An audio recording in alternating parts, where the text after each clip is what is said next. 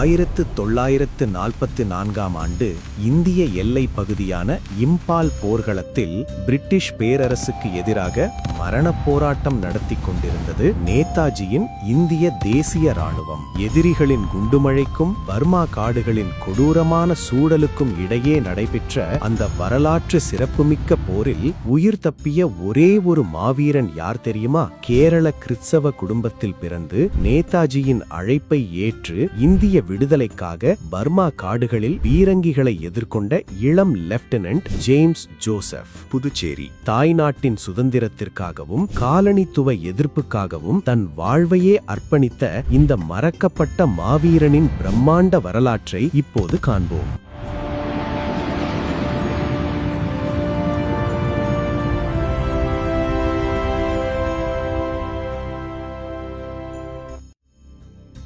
ஆயிரத்தி 1922 ஆண்டு ஆகஸ்ட் 25 அன்று கேரளாவின் ஆலுவா பகுதியில் ஒரு பாரம்பரியமிக்க நசராணி கிறிஸ்தவ குடும்பத்தில் பிறந்தார் ஜேம்ஸ் ஜோசப். புதுச்சேரி. இவரது தந்தை PC ஜோசப் ஒரு காவல்துறை அதிகாரி ஆவார். குடும்பத்தோடு மலாயாவிற்கு இடம்பெயர்ந்த ஜேம்ஸ் சிறுவயதிலேயே கல்வியிலும் அறிவாற்றலிலும் சிறந்து விளங்கினார். 1941 தனது கல்வியை முடித்த வேளையில் இரண்டாம் உலகப் போரின் கொந்தளிப்பான சூழல் தென்கிழக்காசியாவை உலுக்கியது. 1943 தனது 20வது வயதில் சிங்கப்பூரில் நேதாஜி சுபாஷ் சந்திர போஸின் காலனித்துவ எதிர்ப்பு உரையாடல்களால் ஈர்க்கப்பட்டார். இயேசு கிறிஸ்து கற்பித்த தியாக உணர்வோடும் தாய்நாட்டை விடுவிக்கும் பேரார்வத்தோடும் இந்திய தேசிய ராணுவத்தில் தன்னை இணைத்துக் கொண்டார். INAவில் சாதாரண தொண்டராக இணையாமல் தனது திறமையால் லெப்டினன்ட் பதவியை பெற்றார் ஜேம்ஸ். நேதாஜியின் புகழ்பெற்ற ஆசாத் பிரிகேட் பிரிவில் களமிறக்கப்பட்டார்.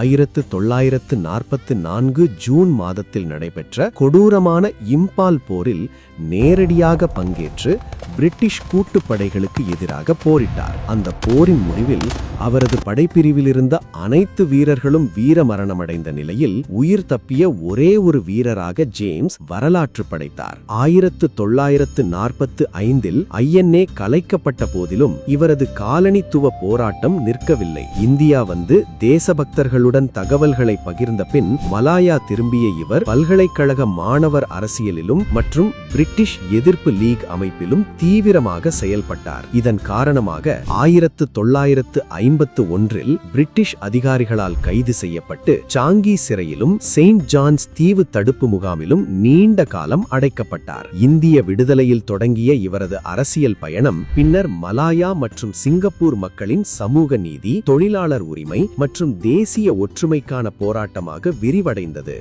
நேதாஜியின் படைவீரனாக பர்மா காடுகளில் ரத்தம் சிந்தி இந்திய விடுதலைக்காக இறுதி வரை பிரிட்டிஷ் காலனித்துவத்தை எதிர்த்து நின்ற இந்த மாபெரும் கிறிஸ்தவ தேசியவாதியின் தியாகத்தை போற்றுவோம். சுதந்திர தின சிறப்பு தொடரின் அடுத்த பதிவில் மற்றொரு சுதந்திர போராட்ட வீரரை பற்றி பார்ப்போம்.